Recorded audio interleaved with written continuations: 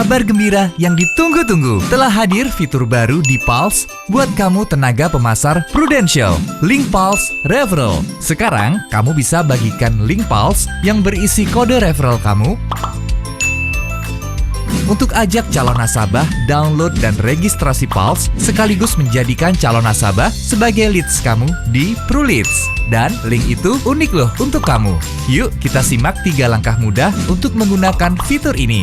Sebelum kamu mulai gunakan fitur ini, pastikan nomor telepon dan tanggal lahir yang kamu daftarkan di Pulse pada menu akun, profil saya, sama dengan yang terdaftar di sistem Prudential. Langkah pertama, login aplikasi Pulse. Pakai akun yang kamu buat dengan data sesuai sistem Prudential. Langkah kedua, bagikan kode Pulse referral kamu ke calon nasabah. Caranya, cari banner, bagikan ke teman. Lalu kirim link pakai aplikasi WhatsApp, email, Line, atau yang lain untuk ajak calon nasabah kamu download dan registrasi Pulse. Kode referralnya sudah otomatis tersimpan di link yang kamu bagikan loh. Segera ajak calon nasabah untuk download dan registrasi Pulse melalui link yang kamu bagikan. Pastikan calon nasabah mengisi nomor handphone saat registrasi Pulse. Bantuin juga kalau mereka bingung ya. Langkah ketiga, kalau calon nasabah sudah download dan registrasi Pulse dengan link referral kamu, datanya akan terkirim sebagai leads untuk kamu loh. Lihat notifikasinya di PruForce. Terus terima, dan lanjutin follow up dengan fitur PruLeads Club. Buat proposal kalau calon nasabah setuju untuk mengajukan polis. Mudah kan? Yuk pakai terus fitur ini untuk bagikan link Pulse referral ke calon nasabah supaya calon nasabah menjadi leads kamu di PruLeads. Pakai terus PruLeads untuk bantu kembangkan bisnis kamu. PruLeads, more opportunities. Work smarter, save time.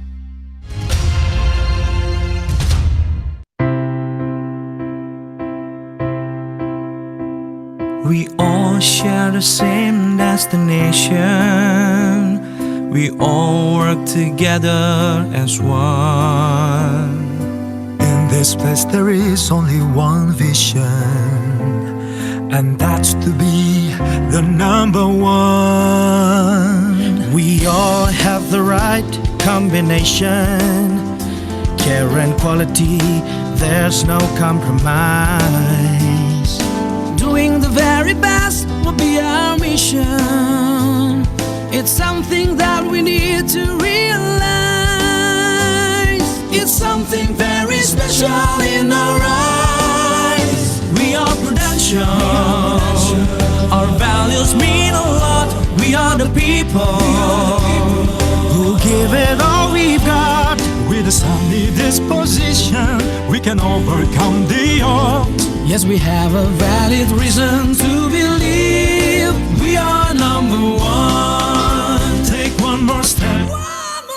Reach out for excellence. We'll do whatever it takes to touch the sky. And we help each other reach our aspirations. We know that we can do it if we try. We are Prudential. Our values mean a lot. We are the people who give it all we've got. With a sunny disposition, we can overcome the odds. Yes, we have a valid reason to believe we are number one. We are number one. We are number one.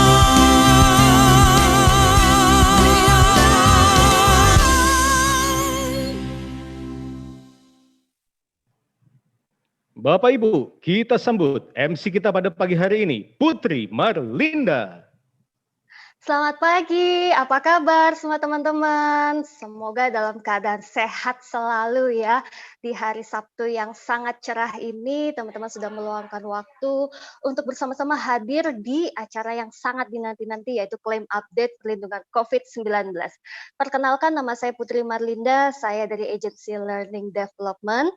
Dan saya mau mengucapkan selamat datang kepada Chief Agency Officer Bapak Rusli Chan, kemudian kepada Ibu Waiwan selaku Managing Director Agency Business Development. Selamat pagi Pak Rusli, selamat pagi Ibu Waiwan. Kemudian selamat datang juga kepada teman-teman Territory Head, para RADD dan teman-teman ADS yang sudah meluangkan waktunya untuk bisa berkumpul bersama kita membahas topik yang sangat spesial hari ini.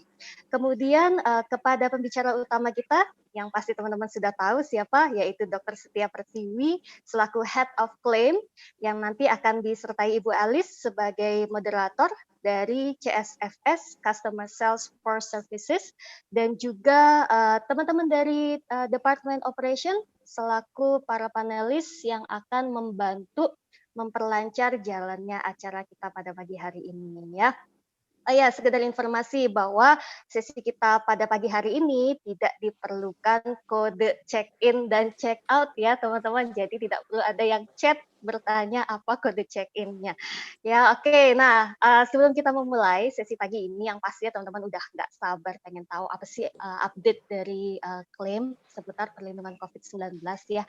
Kayaknya kurang afdol ya kalau kita belum mendengarkan penyemangat kita hari ini ya. Sudah bersama kita di tengah-tengah sesi kita hari ini yaitu Bapak Rusli Chan sebagai Chief Agency Officer untuk dimohon dapat memberikan sepatah dua patah kata penyemangat kita pada pagi hari ini. Kepada Bapak Rusli Chan, waktu dipersilahkan.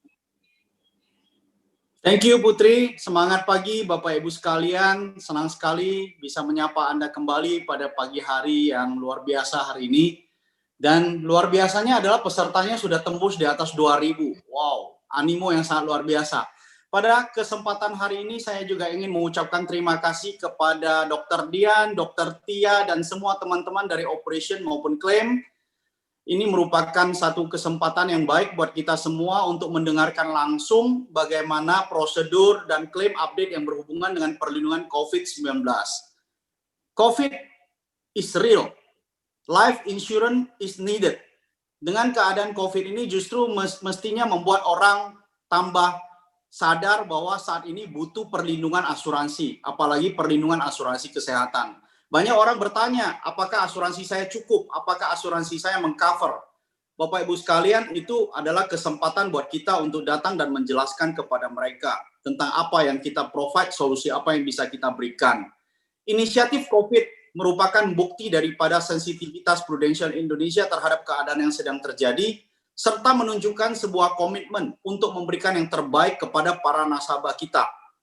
COVID belum berakhir. Banyak rumah sakit penuh, isolasi mandiri bisa di-cover Prudential. Bukankah ini adalah merupakan kabar baik buat para nasabah kita? Semoga kabar baik ini lebih meningkatkan servis dan penjualan Bapak Ibu sekalian, sehingga Bapak Ibu sekalian tambah pede, confidence, menjelaskan kepada nasabah dan calon nasabah tentang apa yang kita bisa provide untuk memberikan mereka support yang terbaik, pelayanan yang terbaik kepada para nasabah kita.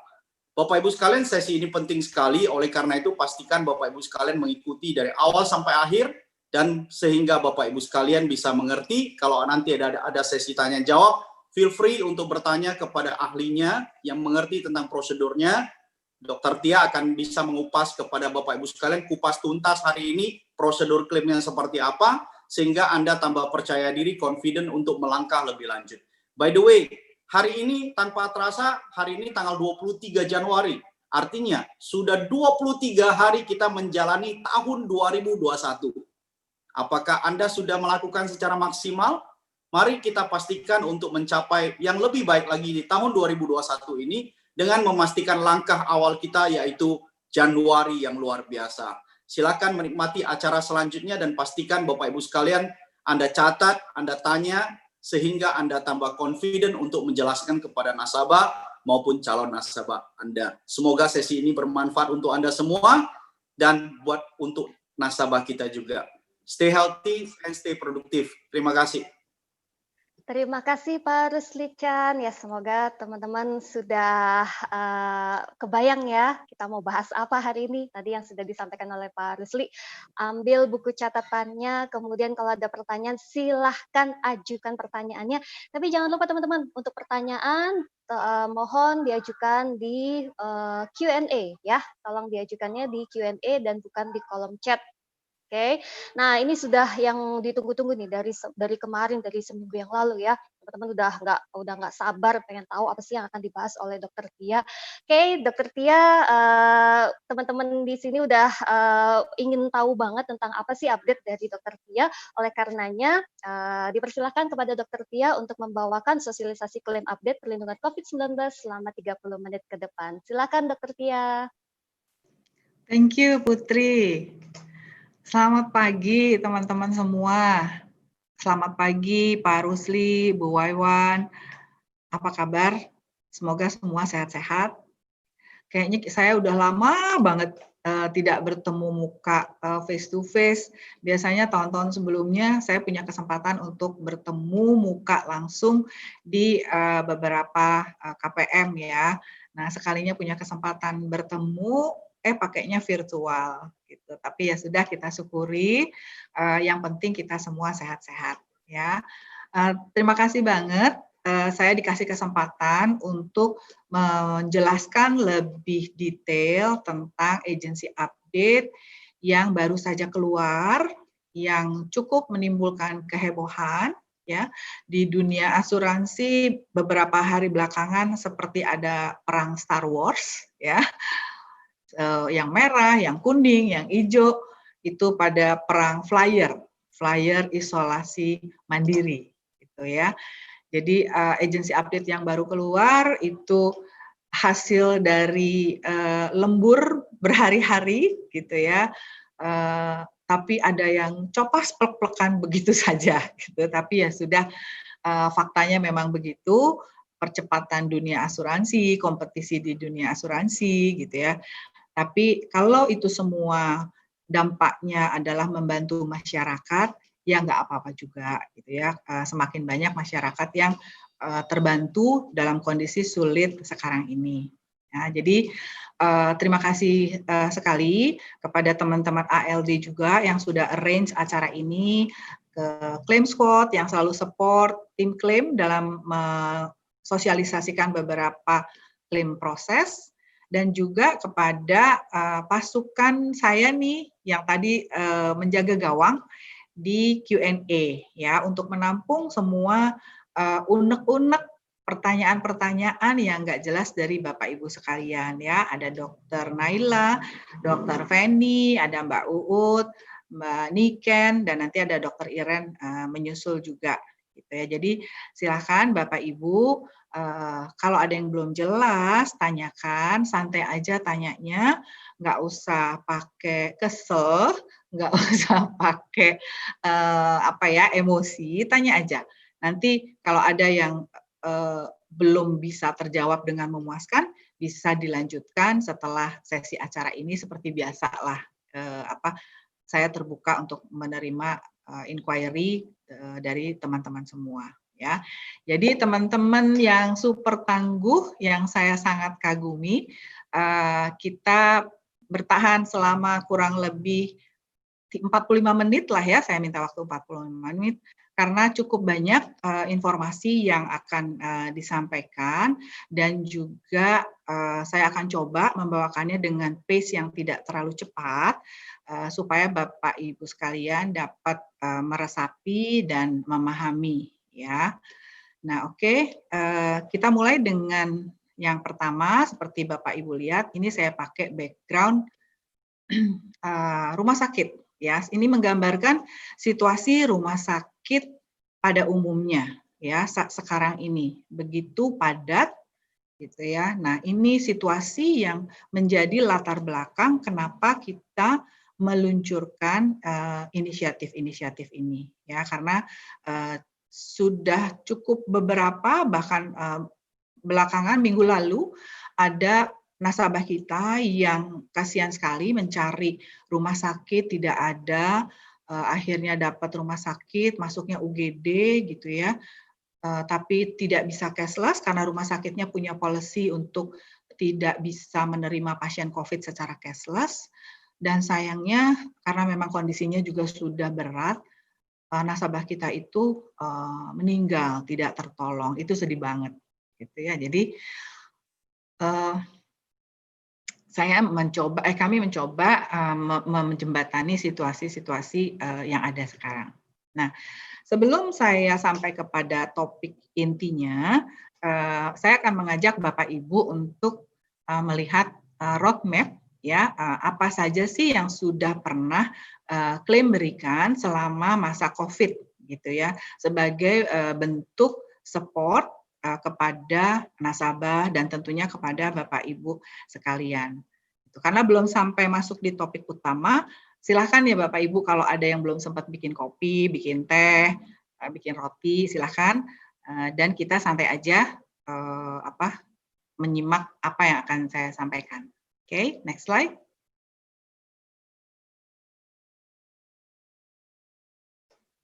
Ya, nah ini adalah roadmap perjalanan COVID kita. Ya, COVID kalau Bapak Ibu ingat itu berawal di akhir Februari gitu ya, dan mulai merebak di bulan Maret.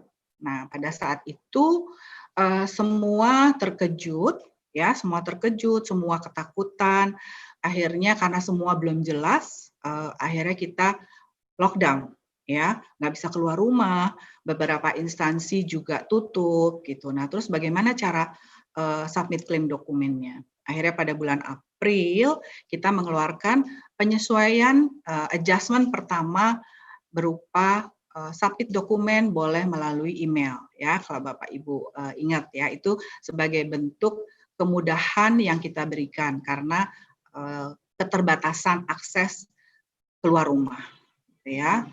Kemudian situasi semakin bertambah gitu ya, semakin banyak COVID-nya, itu kemudian kita mengeluarkan kebijakan lagi penyesuaian di bulan Oktober ya, karena dengan situasi yang semakin menyebar COVID-nya, beberapa negara itu sudah mulai menerapkan travel restriction. Nah, tentunya karena memang nasabah kita juga mobilitasnya cukup tinggi, sehingga ada beberapa nasabah yang mungkin stuck nih kebetulan di luar negeri dan nggak bisa pulang ya, sehingga waktu itu kita pun memberi kebijakan untuk yang prolong stay di overseas lebih dari 6 bulan yang seharusnya polisnya bisa kita review dan klaimnya bisa tidak dibayarkan, itu kebijakan itu kita postpone dulu gitu ya, karena memang kita paham nasabah itu bukannya pengen berlama-lama atau malah tinggal di luar negeri, tapi karena memang nggak bisa pulang ya, itu di bulan Oktober.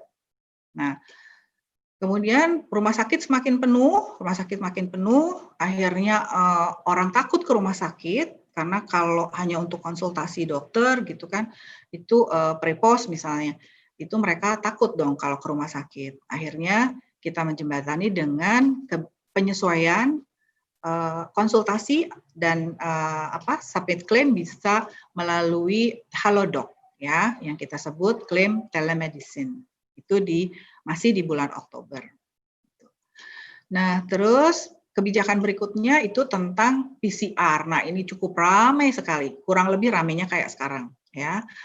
PCR semua masih meraba-raba gitu kan, berubah-berubah. Nah, akhirnya setelah kita mendapat pedoman yang jelas, kita keluarkan penyesuaian tentang rapid test ini atau PCR ini gitu ya, itu di bulan Desember gitu ya. Nah, terakhir sekarang kita akan membicarakan di awal tahun ini kita dimulai dengan penyesuaian isoman, isolasi mandiri. Nah, Bapak Ibu, semua ini adalah kebijakan ya kan yang melalui proses panjang gitu ya. Ada tektokan dengan REAS, minta support REAS gitu ya. Jadi waktu itu saya sempat dikomplain ya pada saat PCR muncul kebijakan. Dok, kenapa sih baru keluar sekarang AU-nya? Kenapa nggak dari sejak awal waktu mulai ada COVID gitu ya? Pokoknya aneka macam. Intinya kenapa panduan atau acuan untuk teman-teman itu tidak cepat gitu ya? Saya bilang, walah Mbak, Bu, wong WHO aja bingung gitu ya. Kalau teman-teman ingat, zaman itu pakai masker aja WHO masih bingung, ya kan? Pertama, yang sakit aja yang pakai masker, gitu. Terus berubah, yang sehat juga harus pakai masker, gitu. Terus berubah lagi, rapid test, cukup rapid test. Terus ternyata rapid test tidak akurat. Yang boleh adalah PCR, gitu. Kemudian PCR ternyata walaupun udah sembuh bisa positif. Ternyata ada yang namanya city value untuk mengukur apakah dengan PCR positif tapi sudah tidak menularkan. Gitu ya. Jadi berubah-ubah terus. Pengobatan dulu obat kina, kloroquine itu bisa untuk mengatasi COVID. Terus terakhir dihentikan karena tidak akurat. Nah, WHO-nya bingung, pemerintah kita juga baru mengeluarkan pedoman tata laksana itu di bulan Agustus. Mereka baru final rilis di bulan Agustus. Sampai di kita bulan Oktober. Ya. Jadi mudah-mudahan dipahami ya kenapa klaim baru juga mengeluarkan beberapa penyesuaian di bulan Oktober gitu ya dan Desember. Karena bagaimana saya menetapkan prosedur kalau pedomannya aja belum ada gitu ya. Nah sekarang yang terakhir, yang terbaru itu ternyata dexamethasone itu efektif untuk mengatasi peradangan yang luas yang terjadi di COVID. Dexamethasone itu obat radang yang biasanya dipakai oleh orang yang rematik gitu. Jadi sekarang nih di roadmap ini kita baru sampai di Januari ya, 15 Januari. Nah saya nggak tahu lagi nanti ini jalannya bisa panjang lagi. Dan mungkin aja saya nanti ada di webinar yang sama tapi dengan jalan yang nambah ke depan gitu ya. Tergantung dari perkembangan situasi COVID di dunia ini. Gitu ya Bapak Ibu. Jadi tolong dimaklumi kalau klaim sedikit lambat untuk memberikan arahan gitu karena memang harus ada acuannya, saya nggak bisa ngarang ya Bapak Ibu gitu.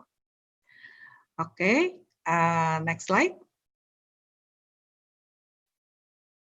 Tadi saya cerita bahwa ini semua kebijakan gitu ya. Jadi kalau kebijakan artinya secara ketentuan polis itu sebetulnya tidak di cover atau tidak sesuai dengan ketentuan polis gitu ya. Nah, jadi saya mau membawa Bapak Ibu merefresh sebentar apa sih ketentuan polis yang berkaitan dengan kebijakan-kebijakan yang kami berikan gitu ya. Oke, yang pertama itu tentang definisi rawat inap. Bapak Ibu lihat aja yang saya bold warna merah gitu ya. Itu adalah definisi rawat inap ya, di mana definisi rawat inap itu pasien di rumah sakit ya untuk menjalani perawatan gitu kan sehingga menimbulkan biaya kamar. Jadi di boldnya di rumah sakit. Rawat inap itu harus di rumah sakit gitu ya. Kemudian definisi diperlukan secara medis ya. Ada banyak tapi Bapak Ibu boleh fokus di yang warna merah ya. Yang satu pertama sesuai dengan standar praktek kedokteran ya. Kemudian bukan untuk mencari keuntungan, kepentingan tertanggung dokter atau rumah sakit gitu ya. Jadi perawatan yang dilakukan bukan untuk mencari keuntungan. Yang terakhir, dalam hal tertanggung menjalani rawat inap, maka ketidakmampuan tersebut harus merupakan ketidakmampuan yang tidak dapat ditangani secara rawat jalan. ya. Itu definisi diperlukan secara medis. Ya. Kemudian ada pengecualian gitu ya yang tidak diberikan gitu kan. Nah, apa sih yang dikecualikan yang berkaitan sama kebijakan yang kita berikan? Lihat lagi yang warna merah, yaitu biaya preventif atau pencegahan penyakit, ya. Terus perawat inap yang tujuannya untuk diagnostik. Kemudian perawatan yang tidak dilakukan di rumah sakit atau klinik itu dikecualikan. Artinya kalau klaim ditolak, ya. Kemudian perawatan dan atau pengobatan eksperimen. Ya, jadi sebetulnya yang saya merah-merah ini tidak sesuai dengan kebijakan yang sekarang kita kasih. Ya, contohnya isoman, isolasi mandiri itu sebetulnya sama dengan rawat jalan. Karena apa? Pasien COVID yang bisa isoman itu berarti bisa tidak dirawat inap, ya, bisa rawat jalan, gitu ya. PCR test dan lain-lain itu kalau dilakukannya untuk ngecek udah negatif atau belum dan dilakukannya saat rawat jalan itu juga termasuk tindakan diagnostik, ya. Hotel, apartemen, wisma udah jelas itu bukan rumah sakit, tapi kita cover, ya. Terus plasma konvalesen dan lain-lain. Gamma ras atau apalagi ya remdesivir dan lain-lain itu secara obatnya termasuk obat-obat anti radang gitu ya. Itu secara obatnya sendiri sudah terbukti efektif untuk mengatasi kondisi gitu. Tapi bahwa obat-obat tersebut juga bisa untuk mengatasi COVID, nah itu yang masih eksperimen gitu, masih uji klinis gitu, tapi kita juga bayarkan. Nah, vitamin itu termasuk biaya preventif ya. Jadi yang saya summary di sini itu sebetulnya tidak sesuai ketentuan polis, tapi berdasarkan kebijakan itu kita bayarkan ya Bapak Ibu. Nah, yang namanya sesuatu atau kondisi yang tidak sesuai dengan ketentuan polis berarti secara perhitungan, secara kalkulasi itu tidak termasuk dalam komponen pembentuk besarnya premi. Ya Bapak Ibu, karena premi kan dibentuk berdasarkan probability angka kesakitan dari orang di usia tertentu gitu ya, ada tabel morbidity gitu ya, berdasarkan itu. Nah, ini adalah sesuatu pandemi yang tidak ada di tabel morbidity itu. Jadi tidak termasuk dalam komponen premi gitu.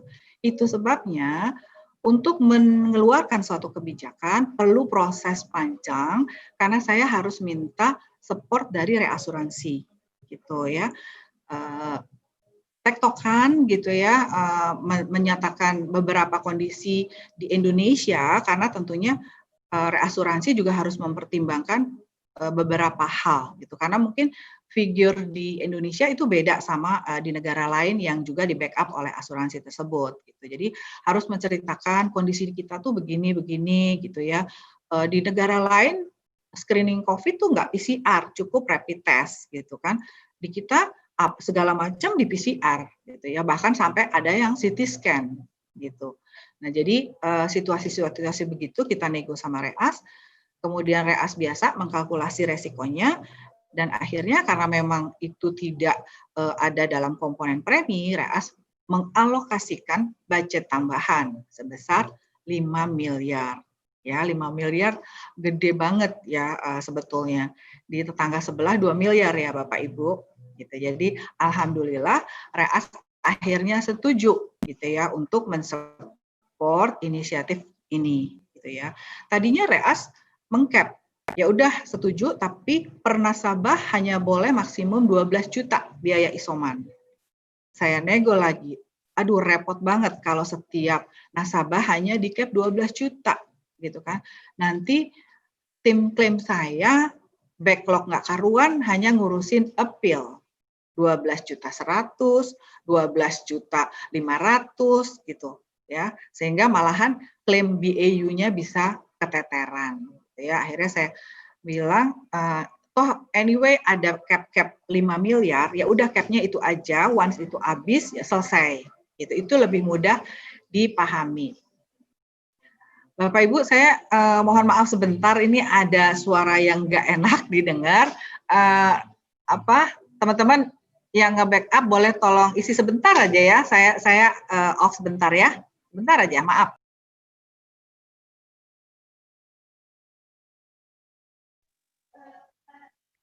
Oke, Dokter Tia mungkin lagi ada gangguan sedikit ya. Jadi tadi kalau nggak salah Mbak Alice ya yang akan membackup Dokter Tia penjelasan seputar klaim COVID hari ini. Mbak Alice, apakah ada di situ?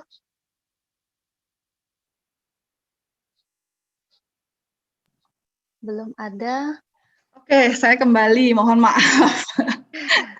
Ada yang satu kurang terkoordinasi. Yang lain sudah dikondisikan. Sekarang udah oke ya, Dok? Oke. Oke, jadi kita lanjut ya. Tadi kita sampai di budget cap 12 juta itu alhamdulillah REA setuju untuk nggak pakai cap 12 juta gitu ya teman-teman. Aduh, ngos-ngosan naik. Oke, next slide. Nah, yang namanya kebijakan dengan budget yang dibatasin juga, kita harus menggunakannya dengan bijaksana. Ya Bapak Ibu setuju ya? Sehingga waktu itu juga saya mencari gimana ya cara mengaturnya gitu supaya adil buat nasabah-nasabah yang memang membutuhkan. Makanya akhirnya come up dengan batasan-batasan, limit-limit ini. Nah, itu juga saya bukan ngarang gitu ya. Ini berdasarkan tata laksana COVID ya yang dibuat oleh para spesialis gitu ya. Siapa yang bikin tata laksana itu adalah kumpulan ahli penyakit dalam ya. Kalau terus kumpulan ahli penyakit paru, anestesi dan ahli anak gitu. Jadi pedoman tata laksana akan menjadi acuan untuk semua institusi kesehatan dan juga asuransi gitu karena memang dibuat oleh para ahlinya. Nah, dari pedoman tata laksana itu inilah bentuk batasan kapan orang itu dinyatakan selesai isolasi dan boleh pulang dan dilakukan. Ya, jadi kalau dilihat secara derajat ya, tanpa gejala, ringan, sedang, berat sampai kritis. Nah, isolasi yang diperlukan itu berbeda-beda ya. Untuk yang tanpa gejala itu hanya perlu 10 hari diisolasi sejak PCR-nya positif gitu. Hanya perlu 10 hari. Terus selesai isolasi perlu PCR enggak? Tidak perlu. Ya, itu untuk yang tanpa gejala. Yang gejala ringan gimana? Yang gejala ringan 10 harinya ditambah 3 hari tanpa gejala. Karena tadi ada gejala ringan ya kan? Jadi isolasi 10 hari, setelah 3 hari tidak ada gejala, itu boleh keluar lagi. Nggak boleh keluar ya kalau bisa gitu. Nah, tapi PCR tesnya perlu nggak? Nggak perlu juga. Tuh. Untuk OTG sama ringan sebetulnya tidak perlu dikontrol PCR-nya. Ya. Nah, yang sedang gimana? Yang sedang itu 10 hari juga sama, plus 3 hari tanpa gejala, jadi sama yang ringan, tapi perlu kontrol PCR 1 kali aja. Ya. Yang berat dan kritis, itu pengaturannya adalah selama hari rawat inap gitu ya, karena biasanya kalau berat dan kritis itu ada komorbid gitu. Jadi seberapa lama rawat inapnya tergantung perbaikan kondisi komorbidnya, ditambah 3 hari tanpa gejala ya, dan 1 kali PCR negatif di rumah sakit. Nah, setelah pulang dari rumah sakit perlu kontrol lagi PCR? Perlu. Berapa kali? 1 kali aja. Gitu. Ya, jadi mudah-mudahan sampai sini teman-teman paham bahwa PCR sampai 3, 4, bahkan ada yang 8 kali setelah sembuh itu sebetulnya tidak diperlukan dan tidak sesuai dengan pedoman tata laksana COVID gitu ya. Karena ini acuannya adalah seperti ini. Jadi batasan 14 hari isolasi mandiri yang kita gantikan biayanya plus maksimum PCR 2 kali itu acuannya adalah si pedoman tata laksana. Jadi kita tidak ngarang ya. Plus karena budgetnya terbatas, diestimasi akan berakhir di 31 Maret gitu ya. Nah, jadi semoga kebijakan atau tambahan pembiayaan yang diberikan ini dengan budgetnya yang terbatas ini dapat digunakan secara bijaksana ya, dengan wise, supaya apa? Supaya manfaatnya dirasakan oleh lebih banyak nasabah yang benar-benar memerlukan gitu ya. Jadi batasan-batasan yang kita lakukan, seberapa jauh kebijakan yang kita berikan itu dengan tujuan supaya kita memaksimalkan penggunaan budget ini untuk lebih banyak nasabah kita yang memerlukan. Itu konsepnya ya Bapak Ibu ya. Oke. Next please. Oke. Slide ini saya akan menjelaskan bahwa dengan kebijakan-kebijakan yang kami berikan itu menunjukkan bahwa kami Prudential selalu ada bersama nasabah. Betul apa betul Bapak Ibu? Betul ya, pasti semuanya setuju karena kebijakannya berlaku dari mulai yang OTG tanpa gejala sampai yang kritis dan juga sampai sayangnya memang bisa sampai meninggal, gitu ya Bapak Ibu. Nah sekarang coba kita pahami pelan-pelan, ya. Ada kalau Bapak Ibu lihat ada garis tengah, ya, dari yang bergejala sedang, ya, yang memisahkan dua bagian, ya. Bagian sebelah kiri itu OTG dan ringan, ya. Yang gimana sih yang ringan? Ya, ringan itu kalau dia demam, bagaimana kriteria demam? Minimum 38 derajat Celcius atau lebih, gitu ya. Kemudian ada batuk dan lain-lain gejala infeksi virus pada umumnya. Ya, biasanya kan kalau Bapak Ibu flu itu pegel-pegel, lemes, kalau lebih berat lagi ada mual, muntah, pusing pasti, gitu ya. Dan yang khas untuk COVID infection udah tahu semua ya, ada kehilangan indera penciuman dan perasa. Ya, itu gejala ringan. Nah, kemudian yang sedang gimana sih? Yang sedang ditambah dengan sudah mulai sesak. Yang bisa dinilai dari frekuensi pernapasannya, gitu ya. Jadi kalau pernafasan normal itu bisa 20 sampai 28 per menit.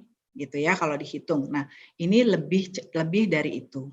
Yaitu tanda napas cepat itu kan usaha dari kita untuk lebih banyak mengambil oksigen ya. Jadi berarti sudah mulai sesak. Nah, itu gejala sedang. Nah, COVID sedang ini kenapa saya taruh di tengah-tengah? Karena memang bisa diisolasi saja, ya isolasi mandiri, atau memang bisa juga dirawat inap. Nah, sedang yang bagaimana yang harus dirawat inap itu sedang yang dalam perkembangannya itu menjadi berat. Nah, berat itu tandanya apa? Tandanya sudah ada saturasi oksigen yang menurun, gitu ya. Kadar oksigen di dalam darah yang menurun. Itu patokannya kurang dari 93, ya. Itu sudah masuk kriteria berat. Nah, kalau kritis yang gimana? Kritis berarti sudah membutuhkan masuk ke ICU karena secara fungsi-fungsi vital itu harus udah dibantu pakai alat. Jadi harus pakai ventilator, nggak bisa lagi cuma pakai selang oksigen gitu ya. Jadi harus ada alat bantu untuk tetap hidup. Itu sudah masuk kategori kritis. Jadi bisa dipahami ya Bapak Ibu, yang perlu dirawat inap Itu adalah sedang yang mengarah ke berat sampai kritis. Ya, untuk sedang mengarah ke ringan sampai OTG itu tidak perlu dirawat inap, gitu ya. Nah itu menentukan juga ini isolasi mandiri apa rawat inap. Nah kotak 2 di bawahnya menunjukkan penggantian biaya yang kita berikan sesuai dengan tujuan perawatannya. Kalau isolasi mandiri yang digantikan biaya konsul, biaya obat-obatan, dan biaya pemeriksaan. Sedangkan untuk perawatan itu seperti biasa dirawat inap dengan biaya sesuai plan gitu dan ditambah penggantian biaya pengobatan yang masih dalam uji klinis karena semua pengobatan yang masih dalam uji klinis, plasma konvalesen, IVIG, itu semua dilakukan melalui infus dan harus dimonitor karena selalu ada resiko terjadinya reaksi. Namanya juga masih uji klinis. Jadi tidak akan ada pemberian obat-obat yang masih di dalam uji klinis yang dilakukannya secara isolasi mandiri. Gitu. Ya. Sampai sini Bapak Ibu mau meresapi dulu, ya, diresapi pelan-pelan. Kalau ada yang perlu diperjelas, silakan ditanyakan di Q&A. Oke, next slide please. Nah, ini saya mencoba merangkum lagi di mana saja sih bisa dilakukan isolasi mandiri. Ya, kelompok sebelah kiri itu adalah isolasi mandiri yang dilakukan di rumah atau di tempat-tempat yang disewa, ya, misalnya di apartemen, kos-kosan, gitu ya, atau wisma, gitu ya. Nah, ini apa saja yang digantikan? Seperti yang tadi saya bilang, kalau isolasi mandiri, yang digantikan jasa dokter, pemeriksaan, dan obat-obatan. Nah, Bapak Ibu lihat di bagian bawah ada catatan di dalam dan di luar negeri. Ya, jadi kalau di luar negeri, tapi di hotel pilihnya itu penggantiannya sama dengan isolasi mandiri di rumah. Gitu. Jadi kalau di luar negeri kita tidak bayarkan kamar hotelnya. Gitu. Kenapa? Ya, kaget dong. Kenapa? Gitu. Nah. Balik lagi, tadi yang saya bilang bahwa ini kebijakan dengan biaya yang terbatas akan lebih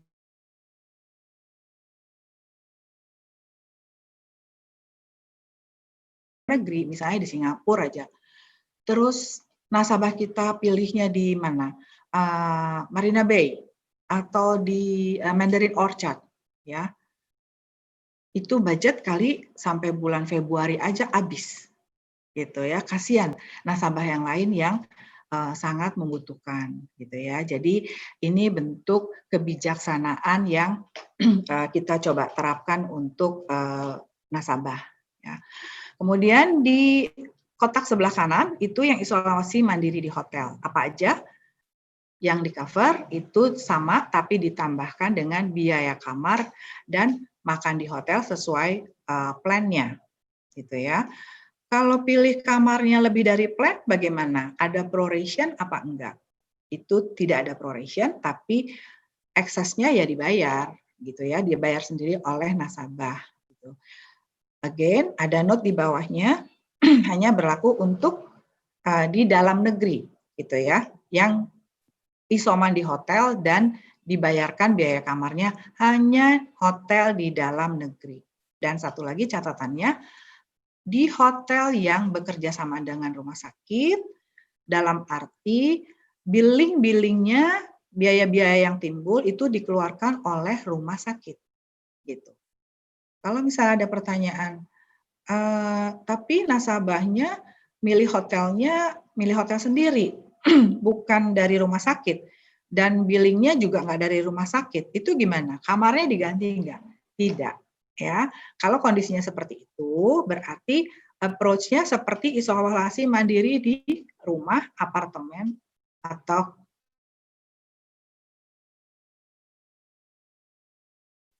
villa. Kalau ngekos dibayarin nggak? Kalau di villa dibayarin nggak? Enggak lah ya, masa kita bayarin kos-kosan gitu ya. Gitu. Nah, sekarang bagian yang tengah itu sebagai highlight apa yang tidak di-cover atau kebijakan yang kita berikan tidak sejauh atau tidak full seperti manfaat rawat inap yang sesungguhnya. Gitu ya. Jadi Bapak Ibu kan tahu ya bahwa ada manfaat-manfaat tambahan lainnya yang mengacu ke rawat inap gitu. Nah, yang tidak di-cover adalah manfaat-manfaat tambahan yang mengacu ke rawat inap. Karena apa? Karena memang ini bukan rawat inap sesuai ketentuan polis. Gitu. Ya, jadi biaya prepos tidak berlaku, biaya pendamping tidak berlaku, santunan harian PPh Plus tidak berlaku, juga Prumet. Gitu ya. Santunan harian yang lain-lain ya, yang kayak, tapi itu juga sudah berakhir ya, santunan harian COVID gitu. Kalau santunan PPh Plus nanti kita akan jelaskan di slide berikutnya. Ya, jadi sampai sini mudah-mudahan Bapak Ibu paham dan mengerti mengapa ada manfaat rawat inap lainnya yang tidak termasuk dalam kebijakan. Jadi kebijakannya hanya sampai dengan membayarkan biaya kamarnya. Itu bentuk bantuan kita kepada nasabah, gitu. Ya, mau diresapi dulu, silakan. Oke, next slide. Nah, ini slide ini mengeksplor lagi lebih jauh karena kami cukup banyak mendapat pertanyaan seputar dua ini. Isolasi di Wisma Atlet dan di hotel. Jadi saya coba merangkum untuk bisa dipahami terkait dengan bagaimana dengan manfaat rawat inap lainnya, bisa diklaim atau enggak, gitu ya. Yang kotak merah sebelah kanan di atas itu manfaat rawat inap yang biasanya nempel nih. Kalau orang dirawat inap, ya berapa harinya menentukan manfaat yang di kotak merah itu, gitu ya. Nah sekarang kita bedakan. Antara Wisma Atlet dan di hotel itu ada satu perbedaan yang sangat signifikan. Ya, di Wisma Atlet itu semua biaya dibiayai pemerintah. Ya, sedangkan kalau di hotel itu dibiayai oleh Prudential. Ya, selama kwitansinya asli disertai rincian biaya dari rumah sakit. Jadi itu satu dasar yang membedakan perbedaan dari santunan harian, PPh dan lain-lain itu. Ya. Sekarang sudah ada informasi cukup banyak hotel yang ternyata dibiayai juga oleh pemerintah, gitu ya. Saya baru dapat listnya tadi malam dari Dr. Dian, nanti mungkin di-insert di sini gitu. Nah, kalau perawatannya atau isolasi mandirinya di hotel yang memang dibiayai pemerintah, maka prosedurnya, approach-nya sama dengan di Wisma Atlet, gitu ya. Jadi nge-refer-nya ke sini. Nah, baik di Wisma Atlet maupun di hotel itu tujuan perawatan selalu ada dua. Untuk isolasi, ya itu kalau gejalanya ringan, ya, atau memang untuk rawat inap, ya itu dua tujuan itu sama, ya. Nah. Kemudian bagaimana dampak terhadap si manfaat tambahan rawat inapnya? Kalau yang dibiayai pemerintah dan tujuannya untuk isolasi, berarti itu bukan rawat inap ya. Sehingga manfaat yang nempel di rawat inap otomatis tidak diklaim. Benar ya? Sampai sini setuju ya Bapak Ibu ya? Oke. Sekarang kalau di Wisma Atlet dan memang harus rawat inap. Gitu ya, rumah sakit penuh, kemudian dirawat inapnya di Wisma Atlet karena gejalanya sedang. Ya, itu manfaat rawat inap bisa diklaim, bisa. Ya, karena di Wisma Atlet. Nah, kalau di hotel gimana? Kalau di hotel isolasi juga ya tidak juga dibayarkan si manfaat rawat inap tambahan. Gitu. Kalau di hotel dan rawat inap ya, manfaat santunan harian bisa diklaim enggak? Enggak bisa ya Bapak Ibu. Kenapa? Kaget dong. Kan prinsip dari santunan harian PPh Plus itu adalah kalau prudensial tidak membayarkan apa-apa. Benar nggak? Ya, sedangkan prudensial kan sudah membayar biaya obat-obatan, dokter dan pemeriksaan dan biaya kamar. Ya, jadi tidak berlaku lagi santunan harian. Nah, oke, santunan harian ngerti. Gitu. Tapi kenapa Prumed dan manfaat prepos itu tidak dibayarkan? Kan rawat inap, gitu ya. Satu, sekali lagi ini kebijakan dan kebijakannya tidak sampai sejauh itu, ya. Yang kedua, ini memang bukan rawat inap di instansi yang sesuai ketentuan polis, which is rumah sakit, gitu. Tapi kan Wisma Atlet juga bukan rumah sakit. Kok bisa diklaim Prumed dan Preposnya? Ada yang berbeda. Kalau Wisma Atlet, kalau Bapak Ibu baca-baca ya, itu memang fasilitasnya sedikit di bawah rumah sakit. Tapi di Wisma Atlet itu memang dilakukan observasi, monitor, dan perawatan seperti di rumah sakit. Ya, ada tower-tower di mana di setiap tower itu ada nurse station-nya, ya, yang memang selama 24 jam mengawasi perkembangan dari kondisi pasiennya. Nah, itu tidak ada di hotel. Ya, saya yakin di hotel itu sebenarnya juga fungsinya isolasi, gitu ya. Karena bayangin, Bapak Ibu mungkin kemarin sempat ya dapat di-share tuh, ada yang nge-share rumah sakit yang sampai pasiennya aja di tempat parkir, gitu ya. Jadi kebayang ya, resource rumah sakit untuk mengatasi pasien di rumah sakit aja itu sudah over capacity. Rasanya kecil kemungkinan kalau kemudian rumah sakit juga bisa mengalokasikan resource-nya itu di hotel. Apalagi hotelnya aja antah berantah jauh dari rumah sakit, gitu ya. So kita paham bahwa kemungkinan besar nasabah yang dirawat di rumah sakit itu sebetulnya tujuannya isolasi. Tapi karena kita pasti kesulitan untuk menganalisa apakah ini beneran sedang atau sebetulnya ringan, akhirnya kita ya sudah ketentuannya hanya billingnya dari rumah sakit, gitu kan, dan kita hanya sampai membayarkan kamarnya saja. Tapi attachment manfaat rawat inap lainnya itu tidak kita cover. Gitu ya Bapak Ibu, itu reason kenapa ada perbedaan penggantian biaya di Wisma Atlet dan di hotel. Mudah-mudahan bisa dipahami. Oke, slide terakhir, satu lagi. Ini saya menjelaskan kembali durasi atau kronologi dari penggantian biaya atau dari kebijakan ini berlaku ya.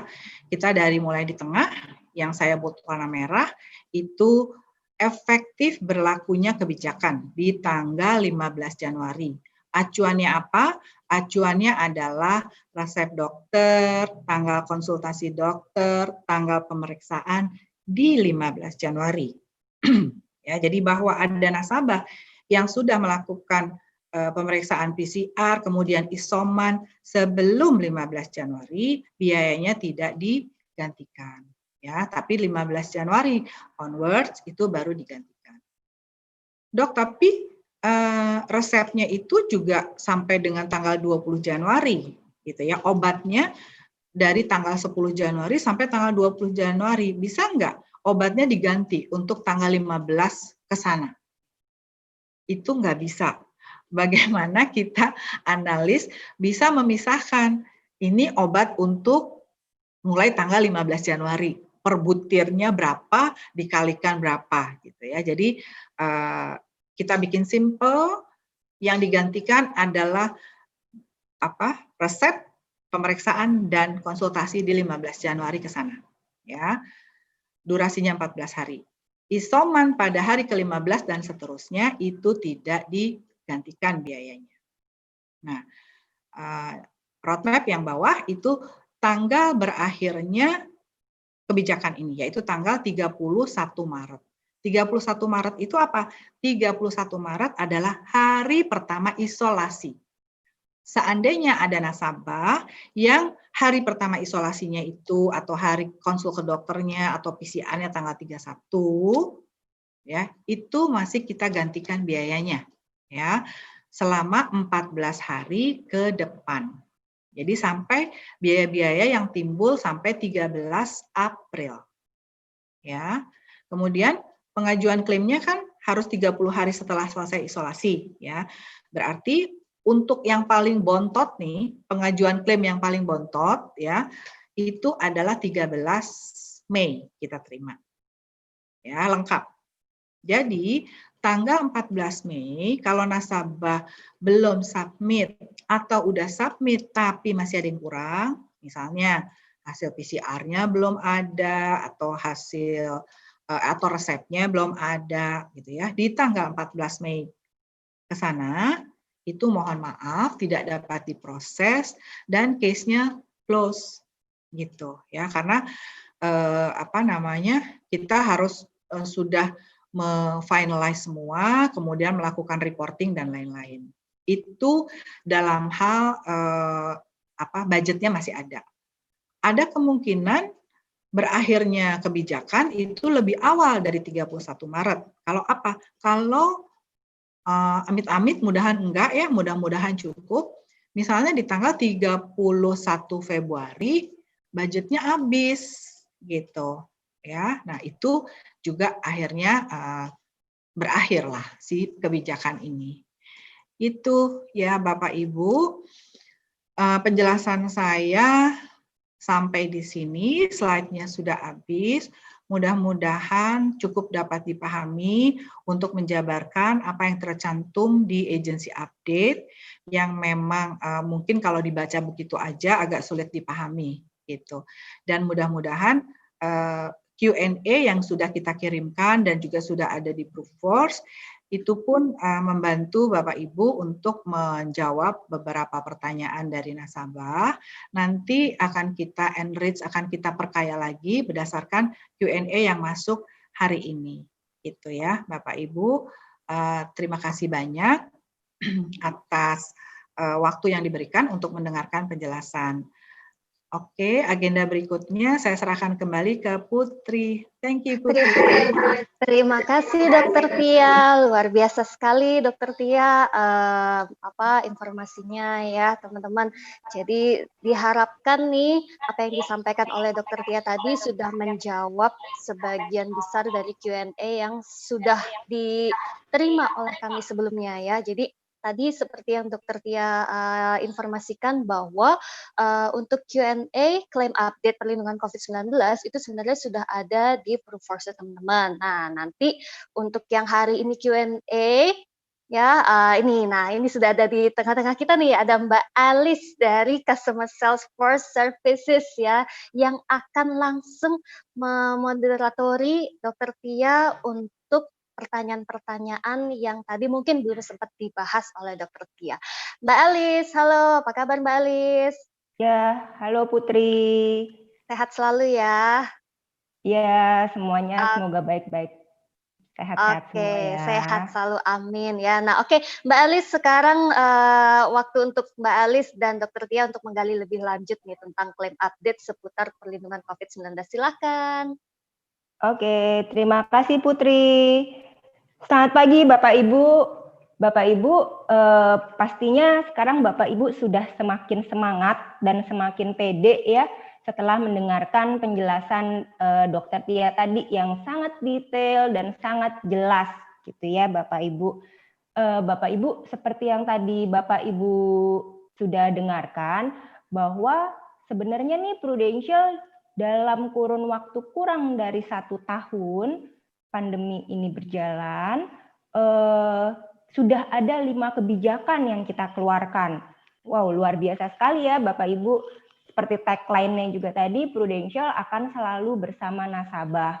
Jadi dari sejak awal pandemi COVID-19 ini, dan pemerintah juga mengeluarkan kebijakan PSBB, itu Prudential sudah langsung menggebrak tuh dengan mengeluarkan PALS, di mana bisa submit klaim melalui PALS. Ayo Bapak Ibu nih harus mengencourage nasabah-nasabah Bapak Ibu nih untuk segera download PALS supaya bisa macam-macam nih sebenarnya Bapak Ibu fitur-fitur yang ada di PALS gitu ya. Selain itu pun seperti yang Dokter Tia tadi informasikan, selain di PALS kita juga ada beberapa klaim yang bisa disubmit melalui email, tentunya dengan syarat dan ketentuan tertentu ya. Nah, kemudian sampai di situ karena terus pandeminya masih berjalan dan ternyata banyak nih nasabah-nasabah kita yang tertahan di luar negeri, karena lockdown gitu ya. Terus gimana nih? Berarti nggak bisa klaim dong karena ternyata mungkin sudah lebih dari 6 bulan. Prudential pun mengeluarkan kebijakan lagi untuk nasabah-nasabah yang sudah tinggal lebih dari 6 bulan di luar negeri. Terus pada seiring berjalannya waktu, karena masa PSBB ini ya, di mana kita juga dianjurkan untuk lebih sering berdiam diri di rumah, kalau tidak mendesak, para pelaku usaha di luar pun tuh juga berlomba-lomba mengeluarkan jasa online. Begitu pula dengan jasa pengobatan dan dokter. Nah, Prudential tentunya turut menyesuaikan. Dan kita keluarkan juga kebijakan bahwa pengobatan yang dilakukan dengan telemedicine bisa loh diklaim, tentunya ada syarat dan ketentuan ya.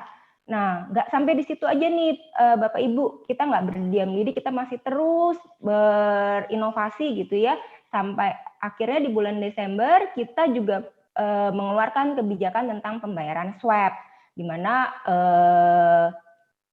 sekarang itu semua orang yang akan berobat tuh akan rawat inap itu protokol kesehatannya harus dites PCR dulu gitu ya untuk screening COVID di awal. Nah, yang terakhir, yang tergres, yang tadi baru diulas dengan sangat detail oleh Dokter Tia itu adalah mengenai isolasi mandiri. Isolasi mandiri bisa dibayar, isolasi mandiri di hotel bisa dibayar, di rumah pun bahkan bisa dibayar Bapak Ibu. Luar biasa sekali ya Bapak Ibu. Nah, Bapak Ibu tentunya kita semua tentunya supaya kebijakan ini berjalan dengan baik, kebijakan yang dikeluarkan berjalan dengan baik dan juga tepat sasaran gitu ya Bapak Ibu, kita semua harus bergandengan tangan untuk menjalankan kebijakan ini. Nah, Bapak Ibu tanpa berlama-lama lagi, mari kita akan kami akan membahas mengenai pertanyaan-pertanyaan yang sering sekali ditanyakan oleh Bapak Ibu. Dan sebelumnya tadi seperti info Ibu Putri bahwa Bapak Ibu sudah bisa melihat FAQ yang sudah kami sediakan itu di Proofforce. Kita akan mulai bincang-bincang lagi nih tentunya dengan narasumber utama kita Dr. Setia Pertiwi ya. Dr. Tia, halo Dr. Tia. Halo, masih di sini. Ya, Oke Dok, kita mulai bincang-bincangnya nih Dok. Sepertinya pertanyaannya pun juga mengalir dengan sangat deras sekali ya Dok ya. Alhamdulillah. Iya betul. Kita akan coba bahas satu persatu ya Dok ya. Nih tadi ada banyak pertanyaan yang bertanyanya begini Dok. Jadi nasabahnya ini ceritanya ke IGD Dok. Dia ke IGD terus di IGD tuh dia tes PCR nih. Nah, PCR-nya positif. Tapi tuh rumah sakit penuh. Kemudian tampaknya nasabah ini mungkin tidak menemukan tempat untuk isolasi, Dok. Jadi dia direkomendasikan isolasi, tapi dia sepertinya tidak menemukan tempat untuk isolasi. Mungkin rumahnya juga tidak memungkinkan gitu ya Dok. Jadi dia sementara dirawat dahulu di IGD itu sampai dengan dia menemukan tempat isolasi selanjutnya. Nah pertanyaannya apakah perawatan di IGD-nya itu beserta biaya IGD-nya itu bisa dibayar nih Dok? Silakan Dokter Tia. Iya, kalau ini kan berarti perawatan seperti biasa ya. Artinya memang dia di rumah sakit, di UGD rumah sakit. Jadi berlaku ketentuan perawatan di UGD seperti yang memang diimplementasikan ke HS ataupun PPH gitu. Jadi selama rumah sakit men-charge gitu kan biaya rawat inap, ya kita akan gantikan sesuai dengan manfaat rawat inap gitu. Sama halnya dengan HS itu kan ada yang minimum 6 jam gitu ya. Nah, itu berlaku ketentuan untuk HS. Jadi ini tidak termasuk dalam ketentuan atau harus mengacu ke isolasi, ketentuan isoman gitu. Karena memang dia di rumah sakit. Ya. Iya, Gitu. benar. Nah. Iya, betul ya dok ya, karena memang di rumah sakit berarti ketentuannya seperti klaim biasanya ya dok ya, berarti tidak termasuk ke dalam kebijakan yang baru kita luncurkan ini. Iya. Oke, lanjut ya dok. Nah ini nih juga nih yang banyak nih dok. Jadi gini, kan biasanya nasabah itu pasti sebelum isolasi mandiri nih dok, dia akan pasti dinyatakan positif dulu ya dok. Nah, kalau dinyatakan positif kan pasti ada tes PCR-nya nih. Nah, mungkin ini dia sepertinya tanpa gejala dok, tanpa gejala dia tes, ternyata positif. Makanya dia harus diisolasi. Tetapi pertanyaannya adalah dia baru mulai melakukan isolasi itu, jadi nggak langsung nih dok. Misalnya dia tes hari ini, tetapi isolasinya 2 hari lagi gitu, 2 hari lagi baru melakukan isolasi di suatu tempat. Nah, ini yang biaya PCR tesnya bisa dibayar nggak ya dok? PCR-nya tanggal berapa? Misalnya ya dok, misalnya nih PCR tes tanggal 16 Januari, kemudian dia baru melakukan isolasi tanggal 18 Januari. Gitu dok. Jadi apakah PCR-nya yang tanggal 16 bisa dibayarkan? Dapat. Karena PCR-nya positif tadi kan. Kan kita tadi ada sejak nasabah itu OTG gitu. Jadi acuannya PCR-nya positif. OTG dan isolasi mandiri. Ya kan, isolasi mandiri ada biaya-biaya. Nah, biayanya itu sejak tanggal 15. Jadi PCR yang tanggal 16, terus nanti misalnya ada biaya konsul sama obat-obatan itu ya di cover. Oke. Skenario berbeda, misalnya biasa ya sekarang orang banyak yang ketakutan gitu. Akhirnya kayaknya kemarin baru dari makan di restoran, di kondangan gitu ya. Takut terus swab testnya negatif ya, misalnya di tanggal 16 tadi ya, swabnya negatif, tahu beberapa hari kemudian itu kok nggak enak badan ya gitu, terus PCR tes tanggal 18, PCR-nya positif tanggal 18. Yang di cover yang mana? PCR yang positif. Walaupun PCR yang negatif tadi udah lewat tanggal 15. Ya, tapi yang kita cover ya mulai dari PCR tes yang positif. Tadi karena kriterianya adalah yang pertama harus terkonfirmasi dulu. Gitu. Iya.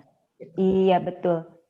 Jadi Bapak Ibu, ini kalau boleh saya rangkum ya dok ya. Jadi kan tadi Dokter Tia juga sempat menjelaskan nih pada saat presentasi. Kebijakan isolasi itu maksimum 14 hari dari sejak ada 3 nih. Yang pertama dari sejak tanggal didiagnosa positif atau tanggal hasil PCR-nya positif atau tanggal pembelian obat. Mana yang lebih dulu terjadi. Nah, dari situlah dihitung 14 harinya. Gitu ya, Dok? Ya. Baik nih, selanjutnya nih, Dok. Jadi gini dok, tadi kan dibilang kalau ada isolasi mandiri itu bisa dilakukan di mana aja ya dok ya. Nah dia ini karena dia ini ceritanya dirawat inap tapi rawat inapnya ini bukan di rumah sakit, Dok. Dia rawatnya tuh di puskesmas. Di puskesmas atau di klinik Pratama yang terdekat gitu ya, mungkin sama rumahnya, karena yang ada cuma di situ. Nah, kalau dia dirawatnya di klinik Pratama atau puskesmas, itu apakah kita bisa bayarkannya sebagai isolasi mandiri atau sebagai rawat inap ya, Dok? Puskesmas atau klinik itu ada di ketentuan polis. Artinya rawat inap bisa dilakukan di puskesmas atau klinik dengan syarat baik puskesmas maupun klinik tersebut memang mempunyai fasilitas rawat inap. Gitu.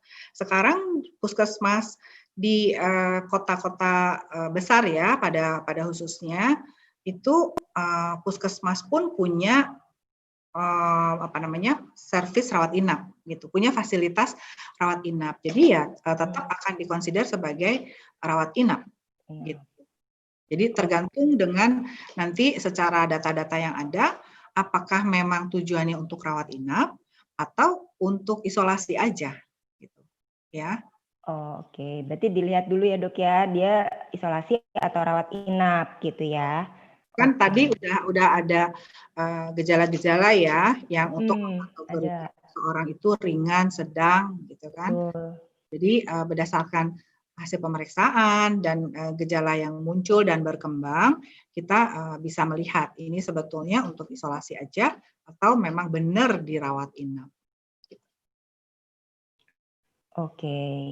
Oke, Bapak Ibu, mudah-mudahan cukup menjawab ya pertanyaan itu karena cukup banyak yang menanyakan itu di chat. Nah, Dok, kalau misalnya gini, Dok, kondisinya nih ya, Dok ya, nasabah ini sudah dirawat inap nih karena dia positif COVID-19. Katakanlah dari tanggal 1 sampai dengan 14 Januari. Kemudian waktu 14 Januari sudah dinyatakan sembuh sama dokter, Dok, dan sudah diperbolehkan pulang. Tapi dokter merekomendasikan untuk lakukan lagi isolasi 10 hari. Isolasi 10 hari lagi sampai dengan tanggal 24 Januari.